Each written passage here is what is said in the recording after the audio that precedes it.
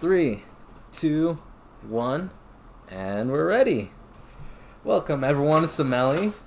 This is gonna be the third podcast here, and I'm with my guest Sal. Introduce yourself, man. Hey everybody, my name is Sal, or I go by Rusty or Rusty Clutch as well. I have my own channel also on YouTube. Welcome everybody to Rusty Clutch Studios here. Exactly, Rusty Clutch Studios. Used to be gaming studios now because decided to branch out, but yeah, call me Rusty or Sal, either works. Because now you run your own podcast for a Exactly. while, much longer than mine. It's got like a love and hate relationship. Like, I love to do it, and then I hate to do it for like 6 months, and then I love to do it again. Yeah, we just started I up. Are don't we know. gonna do another one this week with everyone? I think I'm gonna do another one on Wednesday, or in a Record it couple of then. days. Cool. Yeah, record it and then edit it and get it up this weekend. I do want to do another one because there was some topics I left off the last one just because it was running a little long, and I was like, you know what, this will work great for next week. That way, it can spread out more content. So yeah.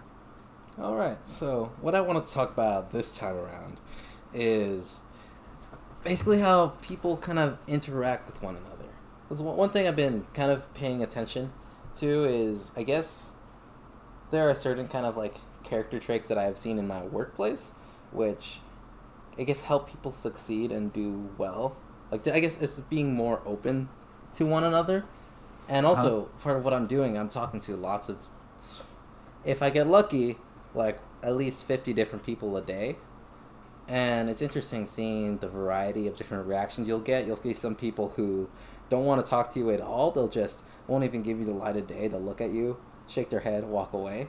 Or um, you'll get someone who's really open, and it's really rare when I find someone who's genuinely really open to a stranger. So how Okay. about we start with that? How are people? How do people most treat strangers back where you're from, Sal? Real quick, I want to back up real quick. I want to take a couple steps back. You said you try to talk to 50 people a day. Yeah, I kind of have to. Yeah, I'll tell. I do. I do. It depends. It's either Okay. on the phone or in person, and it's because I'm doing solar sales throughout the day. So Oh, okay, that makes a lot yeah, more sense. I was like, because for me to talk to 50 new people every day, like on my day to day, oh, like that's hard. Because like there's only like 70 to 80 people in my lecture hall at a time. So, no, like, yeah, it's a lot. It's a lot, and I don't yeah, think it's for everyone. Like one guy I met, he just really couldn't do it. He's just nervous talking to people. Like some people yeah, just can't make that jump. no, yeah, you can't, and stuff like that. You have to be just willing to just go out there and talk to everybody whenever you need to and stuff like that. Mm-hmm. I know I'm gonna get back to your question, but I know like from experience, I used to work as an IT, or I do off and on. So not all of our clients are new all the time, but I have worked in sales, and you do have to talk to a lot of people. Sometimes you get the same, sometimes you get, first time callers and stuff. So you do have to go through that process of, initiating conversation, getting somewhere, eventually getting to your point, and it's like a Gauging whole what the person is strategy. like too, because some Yeah, yeah, people might yeah. want to talk about specific things. Some people just want to keep talking. Some people want you to explain things to them. It really varies. Some people just curse you out. Yeah, bro. Like, you honestly, yeah, that's a big thing in IT. Honestly, a funny thing. Now we're on the topic of this. Like, literally 30 minutes ago, Mm-hmm. there was a knock at my door, and I was doing homework, and I was like, "Ah, it's gotta be one of my roommates. They forgot their key." So I go and I open the door without thinking, and without looking through the little peephole and stuff. And it was, two people that came to my door to talk to me about the restoration of the gospel of Jesus Christ. And I was like, in my head, I was like, son of a gun. I Those was are like, the what? people I always get stopped by. I always get stopped by the ones like, "Hey, do you want to come to our Bible study group?" And it goes to the varying degrees of craziness. Like some people, like some people are really respectful about it. You know, they ask you what's your religious background, and you just want to learn about the Bible and what it's like. Some people are like, "No, Yeah. you must be saved through the word of Jesus Christ, for not you will go to hell." And it's just, Honestly, oof, honestly, you get oof. the crazies that are like, if you don't follow what I follow, you're gonna burn. And I'm like, oh gosh, all right, you little psycho person. I know, like that. All that is interesting because like the varying degrees of how much how much one kind of ideology affect people, and it's not just religion, it's like any ideology. Yeah. Like even materialism to an extent could be called an ideology. Yeah, that could be, honestly. No, but like I was saying, what was your question? Let's go back to your question. Sorry, go off on a tangent. So how do people treat strangers back where you're from, Sal? Okay, well, I'll use myself as an example, and I'll go back to the Latter Day Saints people that came by.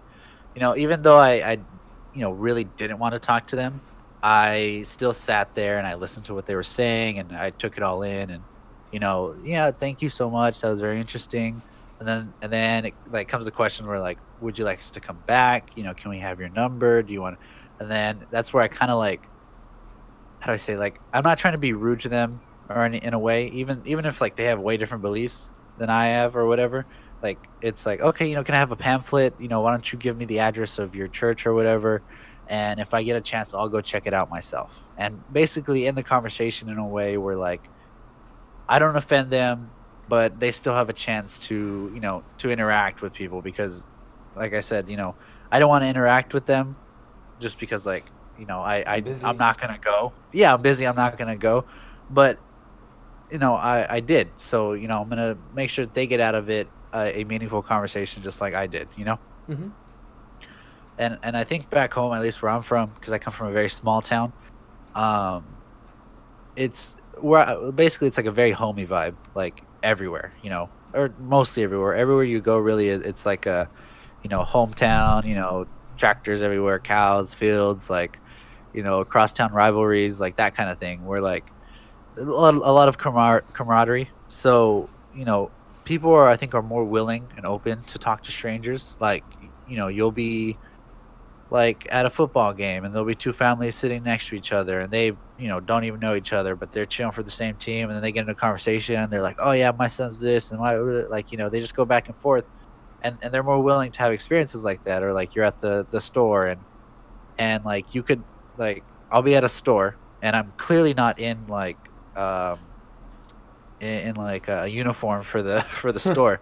But someone will still be like, "Hey, bro, like, do you know where this is?" And I'm like, "Oh yeah, man, it's like on this aisle." And then they'll, "Oh, thanks, bro," and then like, they'll go over there and get it. Like, and I'm willing to have that conversation because, like, if I needed something and I see someone that, like, most of the time when I go for it, like, if I'm in a store and I'm in a rush and I don't know where something is, I'll go to like a mom, like a middle-aged mom with two kids, because she knows where everything is, bro. Yeah, I'll just go that's up to be true. like, "Hey, ma'am, sorry to bother you. I need a little help around the store. Do you know where this is?" And she'll be like, "Yeah, sweetie, it's on like aisle 6." And I'm like, "All right, cool." Like I'll just go, and that's like a thing that we do. Yeah, yeah, I get that. And I see that when I've gone driving out, basically away from cities. Like, you'll go pop up in a gas station, try to start a conversation, and most, like, they tend to be people who are interested in what you're saying and, like, your story. Like, you can have a good Uh huh. conversation with someone. Like, I remember experiencing, like, all that on my way to Yellowstone, going through the states between us and Montana. And it was Uh actually huh. really nice. But then, like, in, I would guess, more city areas, that kind of sentiment tends to disappear. Part of it, I guess, at least for gas stations, a lot of workers that I've run into don't speak the best English, so that probably Yeah, gets in that the is way of true. it. Yeah, the language barrier is a thing. That is a thing, but there's also more because it extends beyond just that, like location like that. So my example would be, I used to take the metro all the time in LA, and the thing I would always notice is how, I guess, empty it felt. As in, no one would be willing to kind of talk to each other. Everyone is like in their own little bubble, either on their phone or trying not to look in anyone's eyes. And then they get off and go on their way. No attempt for communication whatsoever. So when I made it a point, really, whenever I took the bus, just at least be hi and say hi and be respectful to the bus driver. Because I did customer service for a little bit when I worked in LAX, and what I felt was, no one really treats you like a person in LA. At least they kind of just, oh, you're the worker. Now you got to do things for me. So Basically. whenever, so whenever someone actually, took the time to say, "Hey, how are you doing?" It really, I really enjoyed it because I could tell they were seeing me as a person. We can have that kind of conversation with mutual respect. And so I make the point is whenever I go do something like even at McDonald's in a drive-thru, I'll ask them how their day is going, because for a lot of people it does make their day just a little bit better if someone saw it that way. Though there are the people that are super jaded and don't even care and just they're like they're done. They don't want to hear anyone. They just want to get their paycheck and get out. Honestly. And I guess part of the difference is, and like in a big city, you're around so many people all the time that it's hard to kind of have that openness with everyone. There's probably there's definitely an air of mistrust. And especially depending on the areas of town you go. Like, just head down South LA, everyone's like, be careful, you don't want to get shot, especially if you're white. Yeah. I know that like basically like you said, like whenever I go like to the MU here, I'm sorry, I'm saying like a lot, trying to break that habit. When I go to the MU for breakfast or lunch or something to grab a quick bite, when I get to the cash register, the first thing I do is, hey, how's your day? Busy day, quick shift. Or, like, I'll ask a question like that because, and you can tell when someone's in there and like they're like, oh, like yeah, like oh, I just started, or oh, like I'm doing this, and oh yeah, I get off in a couple hours. Oh, that's so cool. This and that. Any plans for the weekend? And then you can tell the ones that are like, yeah, I started like they you can tell that they have like a brief sigh and then they answer your question, and then I know, all right, shut up, don't ask any more questions. They're here to just do their job. You're more of a hindrance than a help, so don't say anything. But like you said, that I mean, here we have a melting pot of like different people. So like, I know back home, basically it's like I'll have that conversation with the cashier, with every cashier. So I'm just trained to like, hey, like how are you doing, this and that, have a conversation with them. And if they want to have a conversation back, I'm willing and open. And if they don't, more power to them. They do their job and we go about our ways. Yeah, but even then, Davis is different because at least compared to LA, the people here overall are really nice, really open. Like as in not students necessarily, but I'm talking about the rest of the town. Like Yeah. I was talking about it with just my barber actually. That I don't, at least going around Davis, I don't meet anyone who's kind of super preoccupied with themselves. A lot of it feels community oriented, and the part of it you can see through Davis. It's really clean for a town, aside from just a few areas where you have homeless. Yeah. Everything is well kept. The parks, the streets. We're the safest area for having bikes that I've ever seen in California, because I definitely wouldn't trust myself biking down the streets of LA. Yeah, Especially, back home. yeah, go on. No, keep going. Sorry, you finished. Especially when everyone's driving 50 on a 35-mile-per-hour speed limit. I was gonna say back home, like a bike really does nothing for you because while we are a small town, like to get to I mean, unless you live right by the store, like a bike's not gonna do you any good. Like you have to take the bus, or you need a car. Like the closest store to me now, or where I used to live, because I moved over the summer. Where I used to live now, where my grandparents live, it's like 4 blocks away, 5 blocks away. But so it's like an hour walk. oh, no. It's like 10, 15 minutes, right?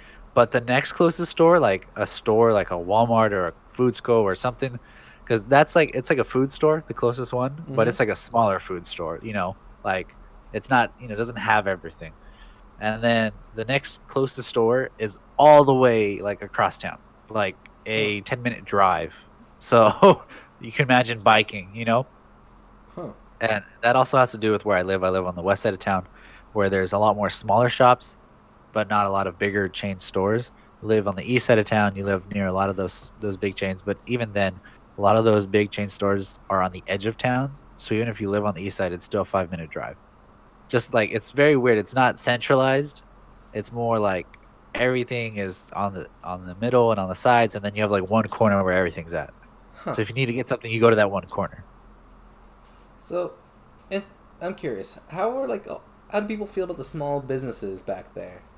Because at least in LA, well, at least where I specifically live in LA or Reseda, no one touches the small businesses. I don't know how to say in business. I never see anyone go inside. It feels a little bad, man.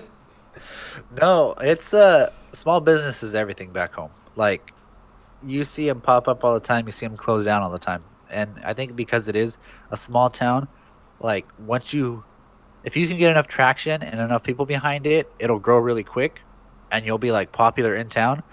But most of the times, that's where it ends. Mm. Like to get to another town, even like the closest neighboring town, which is like 15 minutes away or 10 minutes away or whatever. Like even to make that jump, that's where it gets difficult. Like a buddy of mine started had a maid business in Bakersfield, which is an hour from where I live. And then he wanted to start a maid business in Tulare, and it took him like 2 years to get that set up when he already had a successful bit. Like he's like a basically like a branch. He Hmm. wanted a branch in Bakersfield and a branch where I live. And it took him almost 2 years to get that like finally set up because it just took so long for him to get traction. But now that he has it, like, and there's a lot of support, in a small town, once good word gets out, that word spreads quickly, and you're basically made at that point. Like, there's a lot of taco trucks. I'm talking Sounds good. almost every corner, dude. Like a new one pops up like every week. And the thing is, like, a new one pops up every week, but another one closes, you know? Mm. Like it there's a lot of people, like I said, there's a lot of people starting and a lot of people closing. But when if you hit it big, like you'll be made because it is a small town. Like there's this one that's probably about a mile from my house, and we would go there all the time. Like when they first opened, we're like, let's go try it out. And I'm like, okay, these are really good, and like they're the best compared to all these other ones, so we're gonna keep going there. And then people would ask us where, we would point them to that taco truck, and then eventually like it just got so much traction that they were able to just it went from them working like 3 days a week to working every day, every night of the week they're there selling. And just recently, it's cool to see stuff like this. Just recently, about 6 months ago, they like redid their truck because they used to be like a trailer attached to the truck. Now it's a full truck. Huh. Like they have a full truck. It's like all decked out with LEDs on it. Like the windows open up and there's glass all around. You can see, like, it's just so much. Like it's so nice to see a business like that be able to progress and stuff. So it went from a carrito to a camioneta. Yeah, honestly, it went from like small town operation to like, okay, this is the real deal now. Uh, that's actually what I wanted to note about that is that people actually talk, because that's the thing that I noticed back home. No one talks to each other as in neighbors as well. Like no one, either in the suburbs or in the city. There's no real communication or friendliness between each other, and a lot of houses tend to be fenced, so you can't even go up and knock and say hi to the person next door to you. And if anything, it's kind of like if you see them, you smile and wave, but you don't really involve yourselves with each other or the neighborhood. Like I used to go to the Reseda neighborhood council with one of my friends for a while, and the people that would show up were the council members, whoever they invited to speak to the community, and then like two people. So it's like there's just no sense of community back there. And Reseda has this area which could perfectly be a town's kind of town square, get people to gather. It's right by where all the businesses and restaurants are. But, there's nothing there. And it's also everything that where plant life could be is all weeded up. There's actually homeless and kind of gangs all over the place. So it's just, and there's also no real push to do anything about the problems there to help get people outside. So Yeah. people just go about their own lives and don't really give a thought about whatever's going around them. What you do here for like businesses where you start popping is because social media, and not like one Okay. person just telling you. It's more like this thing is popular, so people like it, share it. There's a story about it, but no one really goes and talks to each other about those kinds of things. Yeah, back home, like social media is kind of starting to affect my town. I say affect it, but it's not like I said, there's not a big social media presence because we are a small town. But like a lot more of it is word of mouth. Like we do talk. You're hanging out and you talk, and then so and so tells this person, so and so tells that person. This guy tells his buddies at work, and before you know it, this person is popular on Facebook. But they don't get popular on Facebook. They get popular because of us talking about it. Then then people go look them up on Facebook or whatever. So are Like there there's this. Oh, go on. My bad. Like there's this seafood place, Mm-hmm. and this guy's been working at it for years. Like I'm talking years, trying to get like a place like his own restaurant or basically like his own spot. And just like 2 years ago, he finally had like a place, and then some issues happened where like he lost the lease or they like denied him his lease, and so he had to move. And but he had already had such a like a big following by word of mouth that like he moved. I think within a year he moved to like 6 or 7 different locations. Huh. Like at one point or at 2 points he was in like another restaurant, and he was just like they just kind of like gave him like a little spot inside that restaurant to do his own thing. Like just because people knew that he would bring in business because people just knew, oh, hey, have you been to Chicali? Oh, yeah, yeah, yeah. They got the best seafood in town. Go there. And so, people would be like, hey, bro, do you know where he's like, because I don't have Facebook. So, like, I'd ask, like, my buddies, hey, do you know where Chicali's at now? Oh, yeah, he's over on such and such street, but he's only there on these days. Hmm. And then just recently at the end of the summer, he got into like a location in downtown, which is like a prime location. Like, I think it's a really, really good spot. It's like a window front. You go up, order, and then there's like tables outside you can sit with like canopies. And if anybody asks me, like I just say, oh yeah, this place in downtown, like that's the best seafood. Go there. So like if people ask me, I send them there just because like I would ask other people when they sent me there and I liked it. So, like, there is that community, and to speak on, like, you said there's fences and stuff on my old, because now I live in the country, so there's fences all around us because, like, you know, You kind of have to. we're out. Yeah, we kinda have to, are in the middle of nowhere, but when I lived in town, I think there was probably, like, 3 fences on my street, 3 houses fenced, Hmm. and they were on, like, the other end of the street, like, the immediate, because I almost live on the corner, so the house that was directly to the right of me on the corner, no fence. Directly across the street, no fence. On the other corner, no fence. And then like the next 4 houses on my left and the next 4 houses to my left across the street, no fences. Um, but it's crazy because like I know all of my neighbors and I regularly talk to them. The ones to my left, I grew up like playing outside with their daughter. She was 3 years older than me. And like, go outside, play with her.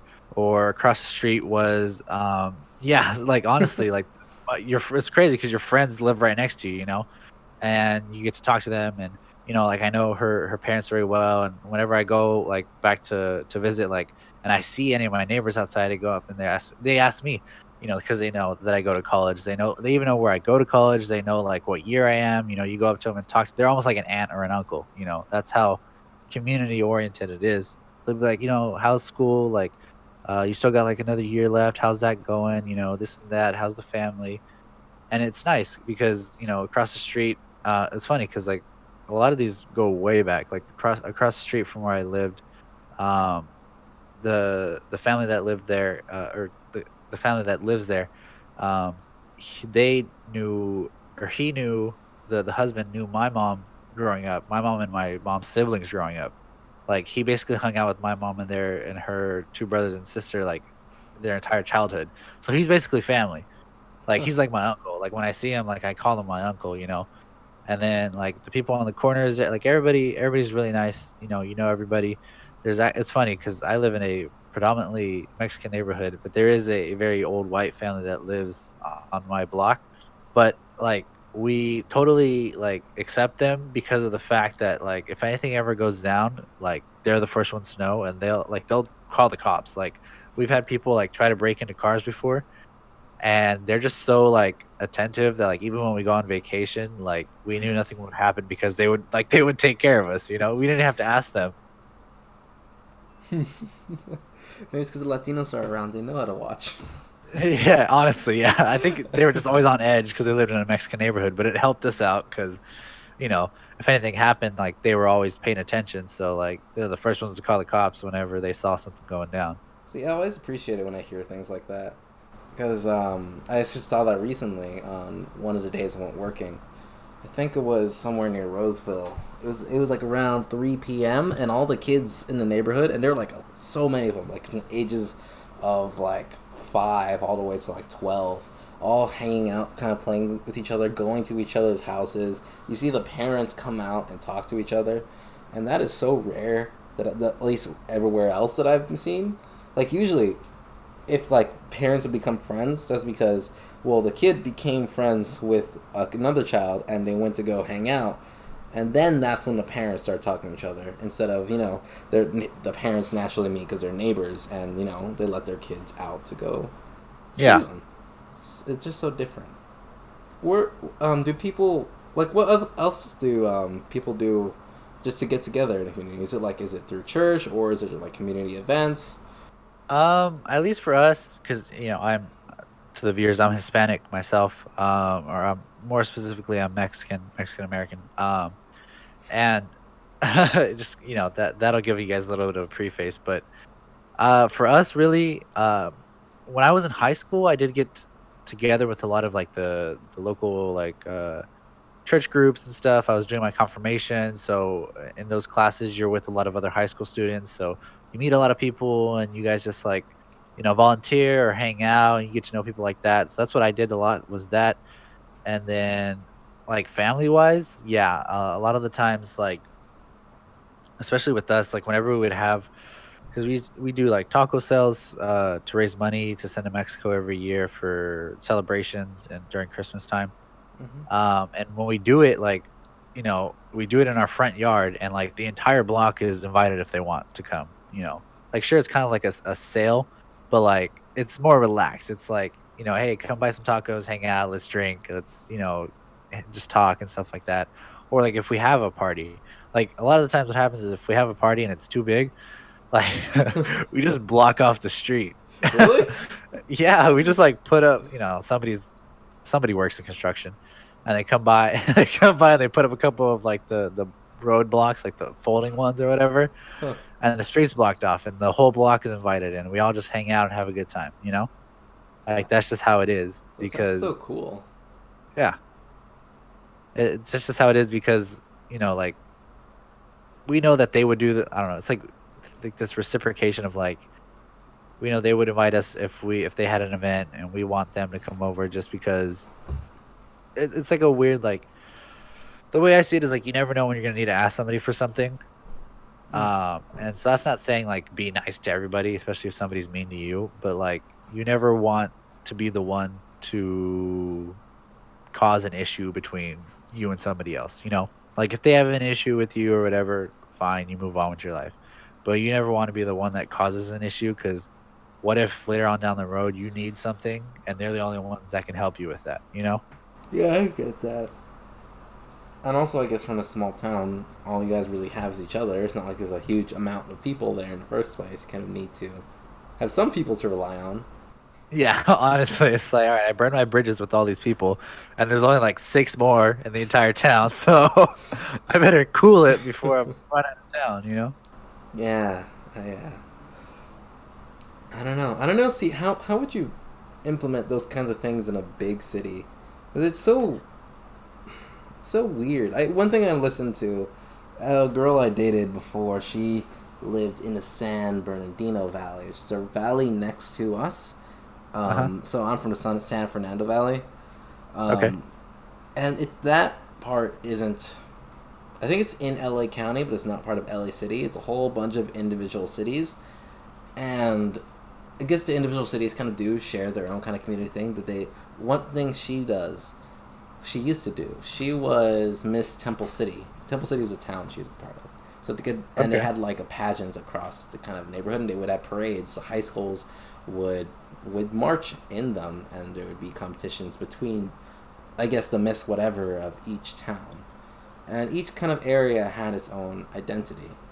Whereas if I go to LA is technically the one huge city separated into neighborhoods, but the neighborhoods don't really have an identity for the most part, at least in the suburbs.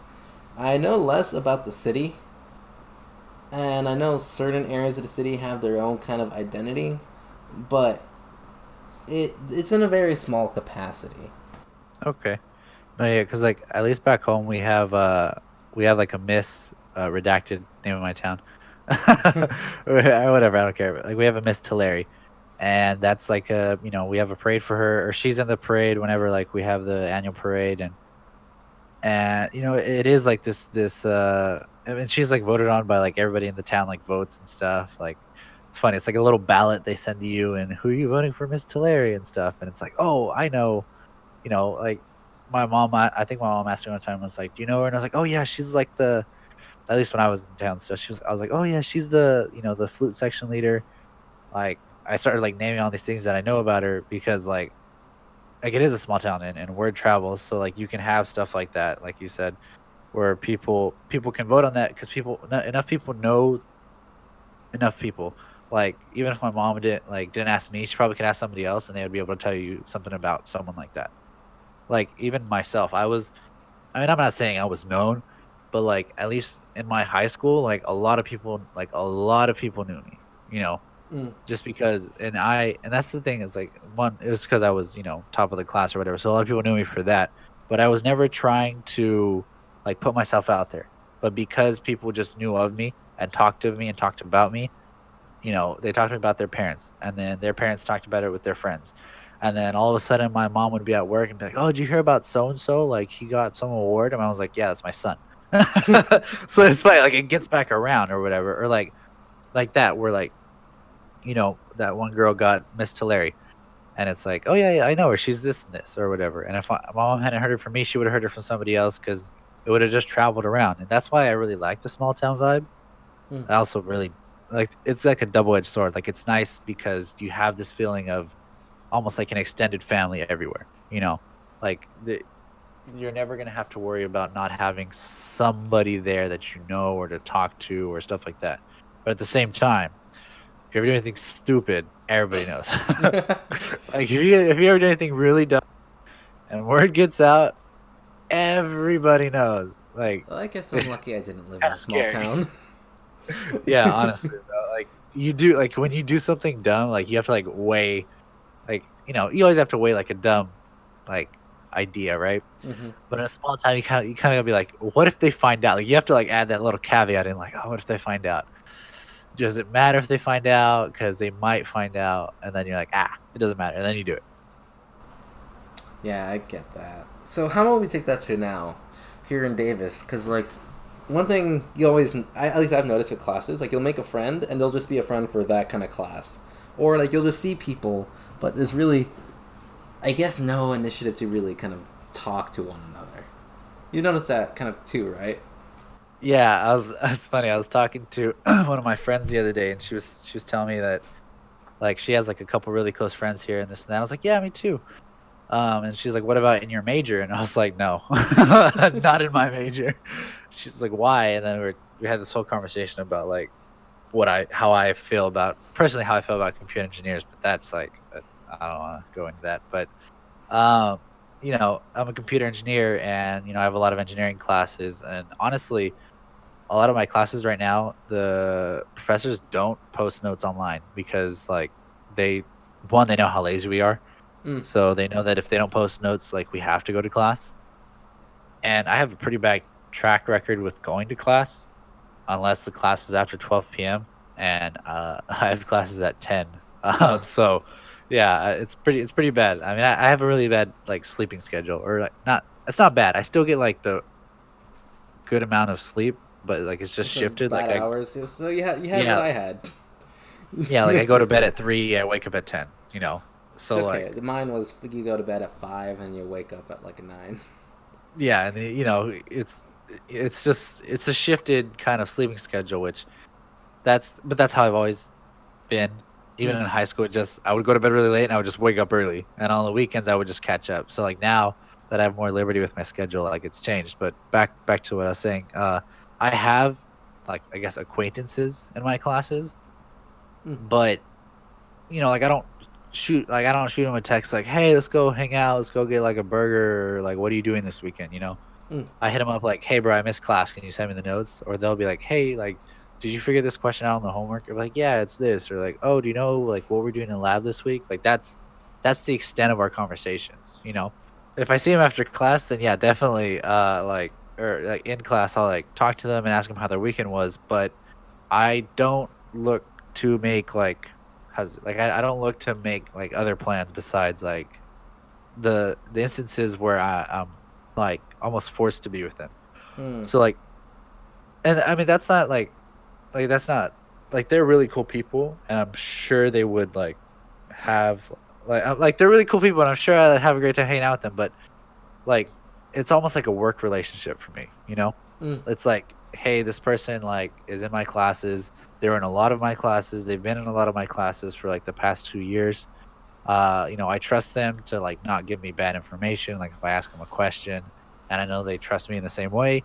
So like we help each other out, and just like at work, you'd have a conversation like, "Hey, John, how was your weekend?" Like I'll do the same thing, but I don't want to see John on the weekends to have a beer. If that makes sense, like, Huh. and it's like it's weird because that's like very different from like me in high school, like how I'd be with people there. Because like I wouldn't even know like or I would know people in high school, but I would never like this would be like the first time me and them having a conversation, and I'd be like, yeah, you want to go get lunch? Like let's go talk this over lunch. But like then again, like those people, I don't know, like it just felt different at the time. Now it's like I understand that everybody has their own things they need to do and the things they're looking for. And like for me, like those people, unless something changes, like I mean, if they like were like, hey, let's go get like a burger and hang out, like I honestly would probably think about it and be like, yeah, maybe, yeah, sure. But I don't think I would myself be like, hey, yeah, let's go hang out outside of it. Because if I wanted to have that kind of friendship with them, I already have that, like with you. Like Yeah. It's within like, the first class, I was like, hey, I want this guy to be my friend, not just like my classmate. Like, not the guy that I asked for notes, but, "Hey, let's go, hang out, or let's go study, or let's go, you know, do something." you're like, I made enough friends in freshman year. I don't need to worry about that for the rest of my time here. Honestly, I'm trying to think, and I haven't made, like, a real friend since freshman year or sophomore year. Sophomore year, I met Leo. Freshman year, I met you. Mm-hmm. Trying to think of anybody else before I leave somebody out, make somebody feel bad. Besides that, like, I've met people and, like, I know their names and, like, if I see them, we hang out, but, like, that I text on a regular and, like, hang out and talk to, yeah, no, I think I have, like, 2 people. But I don't know, like, the thing is, like, you introduced me to, like, a lot more people, or it's funny because like, I quite did. a few of them I did. well, for the soccer, yeah, for Yeah. soccer. They were in my classes, I'd always seen them in my classes, but I just had never had a conversation with them. Mm. But then you introduced me that one time playing soccer, and now every time I go play soccer and I see him, "Hey, how are you guys doing?" Like, or like I'll see him in class now and like, "Oh, hey Sal, like how are you doing?" And I'm like, "Oh, I'm doing good, this and that." And so like, yeah, but like I don't have any of their numbers. Like, like I don't text them, I don't ask them. I did, however, go to firings with them on Friday, and we hung out and stuff. And I got to know them a little bit better. But even then, like, I didn't get any of their contact information. Like, I was just like, "All right, see you guys next Friday," you know? Yeah, see, I don't know. I don't like the idea of a work relationship. I never have. It's always that's one thing that's always kind of bugged me. Because friendships are to me are not friendships if you can't talk about more than like one kind of simple issue. Like I kind of hate no, I can't no kind of I hate small talk. It's really stupid. What? Oh, How small talk stupid? it's just boring. It's there's no draw to it there. I don't know. Like I just if I start to talk to someone, I'm incredibly curious, and I will poke around. I'll ask questions and see how much deeper I can go. And I won't really consider someone a friend unless I can have a deeper, kind of more personal conversation with someone. Because I don't know. It's a thing with me. And I know work relationships ideally it's because well you want to keep the personal out of that, just make things more efficient or whatever. But what I've always seen whenever I've had a chance to kind of take a leadership type role, it's always the best when you have a team, a group of people that trust each other. I'm like, not just with the work, but like you can actually consider each other friends, and you're all working together towards a common goal. You can put aside all your BS and really respect the people you're with and do something greater because of it. If you don't have that deeper connection, it's kind of hard to achieve that. So, especially whenever I've been in a leadership type role, I always kind of do that kind of thing. I want to get to know the people who are under me or working alongside me. And I take that with people I meet in class too. I'll try. Like I'll definitely be the one to ask those questions because I rarely meet people who ask the same questions in return. But what it tends to be is once I start pushing a little bit, once I break through those barriers, people start to become more open. And I guess I've developed it because where I'm from, those barriers are always up, always Yeah, up. that's true.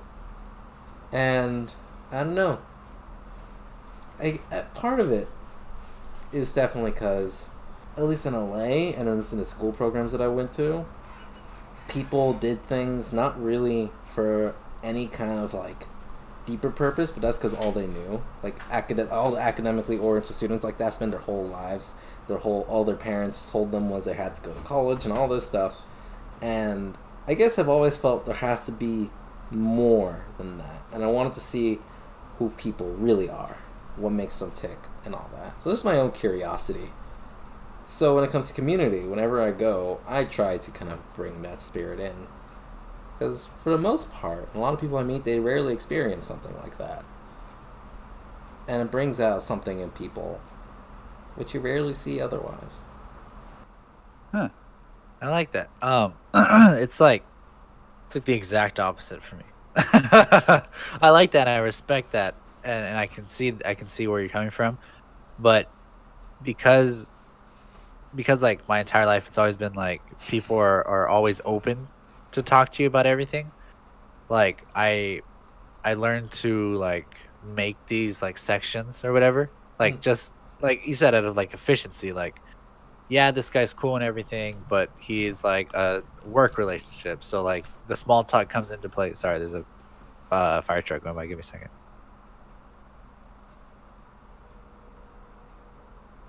Okay, there was like two fire. Okay, it's I still back. couldn't hear them. I can't hear Oh, them.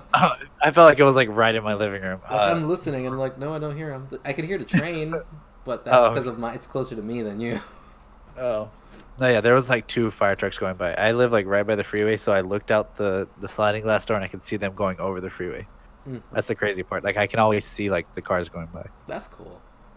Yeah, it's pretty nice because like my balcony looks out right to like the outer edge of Davis. Oh yeah, can Uh, you see Sacramento from that spot?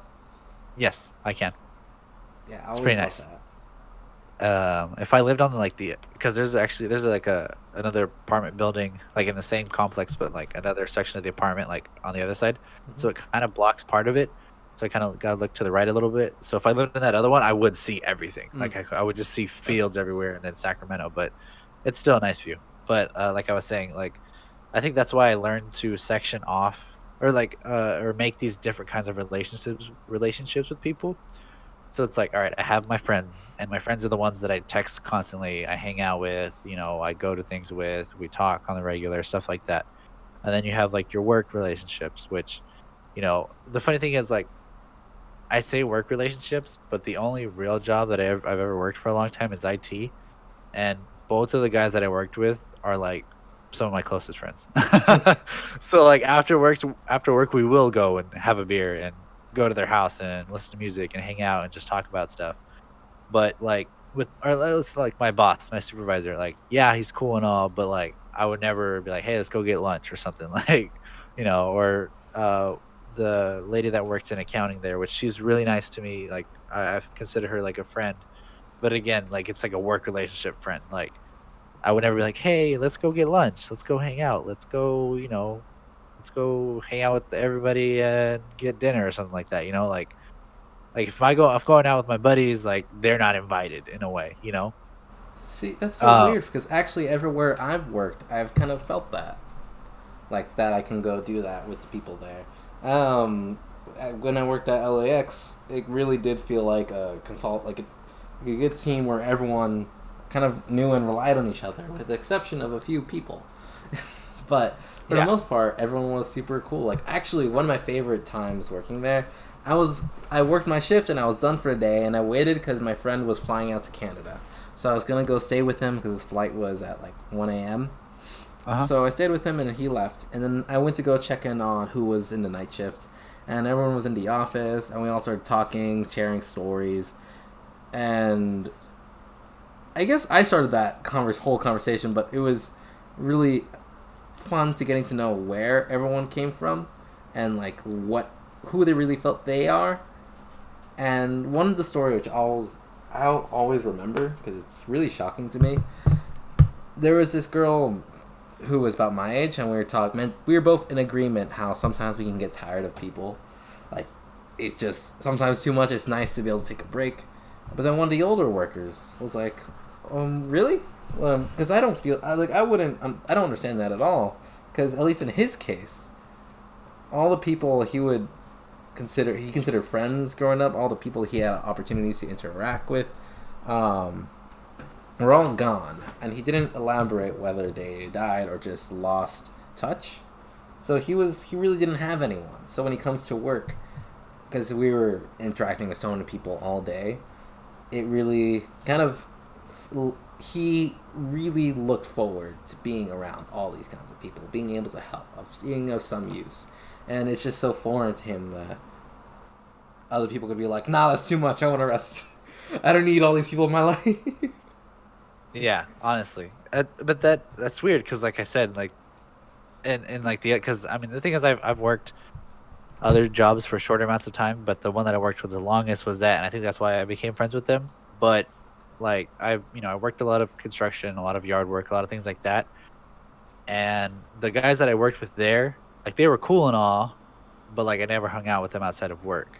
And like it was funny because like in work, that's the thing. Like in work, yeah, we'll have good conversations, we'll joke around, like we'll have a good time. But the moment 5 o'clock comes, like you know, that's it.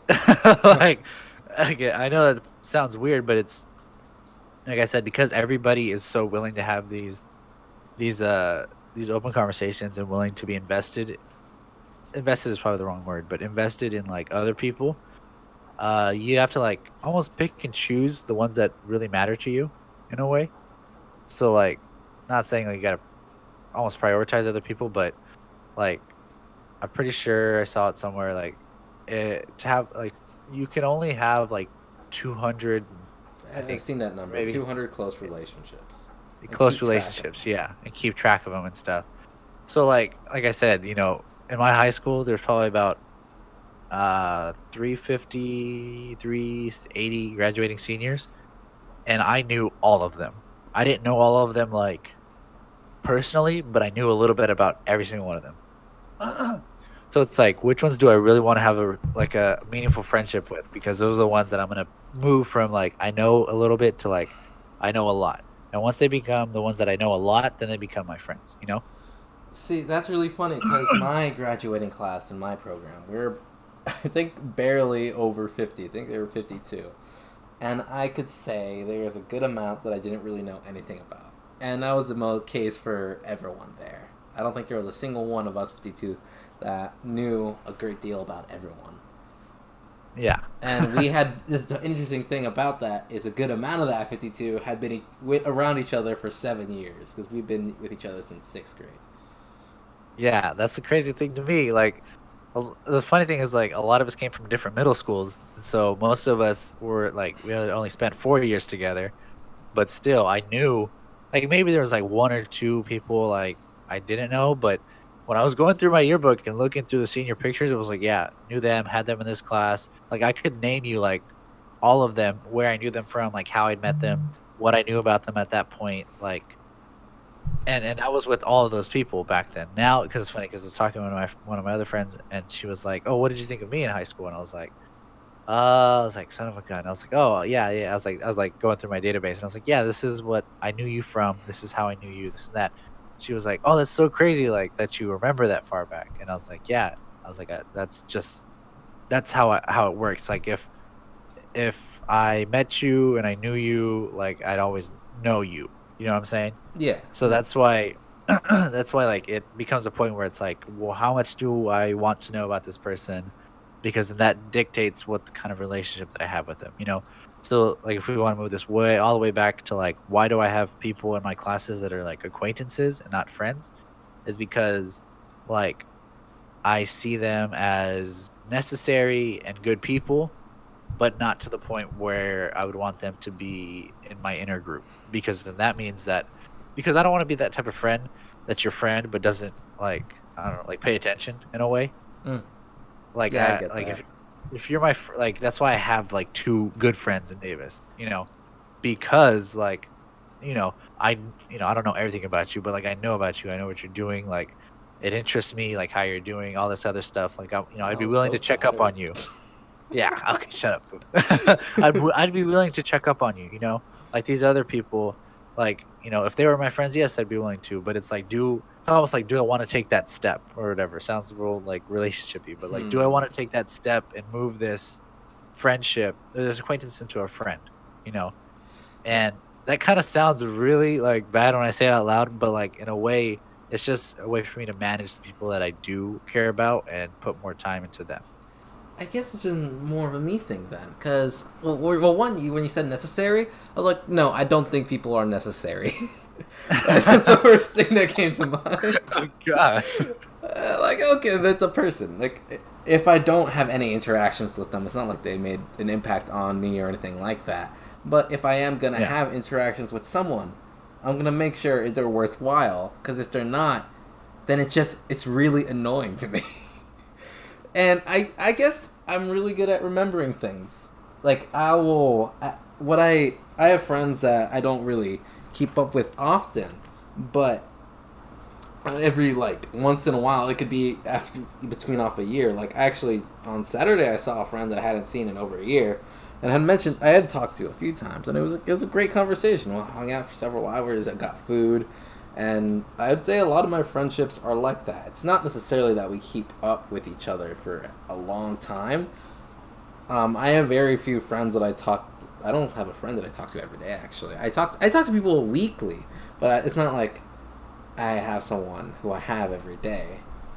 But with Yeah. all those friendships, it's always someone who, because I make I make the point to make those bonds. Whenever I do hit them up, or if they hit me up, it picks off just where it left off. If we can go actually catch up, and there is some investment there, because even if it was a brief moment, you build that trust with someone. That this person's there for me. Doesn't know everything, but we can talk about everything. No, yeah, and I do also have friends that are like, yeah, we don't talk all the time, but I'll talk to them, once every couple weeks or something like that.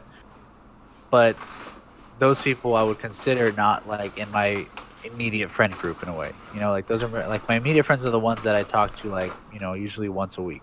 Mm. And then the ones that are like a little bit further out of my friend group that are friends but aren't like good friends are the ones that I talk to like every couple of weeks and stuff. And then, you go further out and it's like the people that like I just don't check up on, like if they happen to cross my path, I'll say hello. That's the kind of idea. Mm. Yeah, I get that. There's layers, There's layers to it. there's layers. Um, freaking. I know I do this with people who are supposed to. You know how like you say you're not supposed to get like super close with your boss or your teacher or all stuff like that. Yeah. That's another one I also hate. Like I always whenever I go sit down and have a conversation with my professors, I make sure it's not just about the material. I'm curious about them as well, and that's where I've built good relationships with my professors in those cases. Like I don't know, that always annoys me that you can't. That there's supposed to be those barriers. I know you have to be cautious because yet you don't know the type of person someone could be, and some people out there in the world will use that kind of information to manipulate you or to treat you poorly, and I do watch for that. But I still see that I would make it a point to try to be as honest and open to the stranger 9 times out of 10. With the 10th time, this because there's something off about them. No, yeah, honestly, it's like for me, like I mean, I don't really approach my professors that often, but like my boss back home, at least like the boss that I'm close with back home, like I said, he's like an acquaintance to me. Like he's cool and all, and I like talking to him, but like I don't consider him a friend. But maybe that's just because of the way that like our relationship is. Maybe if I had another boss and like we were really cool, like we'd be friends, which I think that actually could happen. Because like this next summer coming up, like I supposed to be working with this guy I met through my old job. He does flooring, concrete flooring designs, Mm. and like we became friends and he also offered me a job. So like, like we could be friends and he could be my boss, but like I feel like there's like it just comes around a different way for me than it would for you. I guess one thing with me is people just tend to tell me stuff. Like one time, I met this guy back in sophomore year, in the summer between sophomore and junior year. His name was also Steven. He was also a baseball player. He was also brown like I am, and the same type of brown, both of them. Bro, this dude was just tocayo, dude. And like we had met that one first night, and then that night he spent telling me his life story. Holy crap, it was a boring life story, but oh my god, he told me his life story. No. Maybe it's just me thing, because I tend to get people's life stories out. Eventually, at some point. I like poking till I get it, and sometimes it just spills out unintentionally. That could just be that you're an approachable person and people feel okay sharing that kind of information with you. Yeah. I don't know. It's nicer. I would feel nicer if more people were like that. More people were willing to be open. Because sometimes the world does feel too cold. That's the thing. For me, it's like if you're, I don't know, like if you're an acquaintance. Let's go back to the layers. If you're an acquaintance, I don't want to hear about your life story. If you're like a friend, like an outer friend, like I'll definitely listen to it. Mm. And if it affects me, like in a way, almost like if it hits me, like if it hits home, like there's a very good chance that like I bring you into the close friend group for a while and maybe like help you out or whatever if like you're having a downtime, and you may stay in the close friend group or you may move back out to the outer friend group. Like, but a lot of my friends that are in the close friend group, I feel like I can offer something to the friendship, and that's why they're there. And the ones that are in the outer ones, I feel like they're friends, but I can't offer much Mm. more beyond what I already have. What would you prefer then? If you could have your ideal community, what would that look like? Ideal community? Oh, I like what I had back home. I like camaraderie. Or like this almost like like it's less than like not an extended family, like less than that because it's not. I don't see like it as an extended family, but like just this idea of like people kind of look out for each other and take care of each other, like that. That's where I want to raise like my kids. Not maybe not back home, but in a place that's similar to that has that homey kind of feel to it. Maybe not in California? Less taxes and all that? Maybe not in California, maybe like South Carolina. Dude, actually, I was thinking it would be nice to build out a house out somewhere in the woods so have it powered by solar or something. Run yourself. That'd be a nice Yeah, idea. bro. Disconnect. That'd be Mm-hmm. dope. I And don't know, like honestly though, I don't know how much I could disconnect because your boy's like, tied at the belly to technology. But mm-hmm. like, just have a house like out in the middle of nowhere. I could just like, hey, if I want to go for like the weekend, I can just go.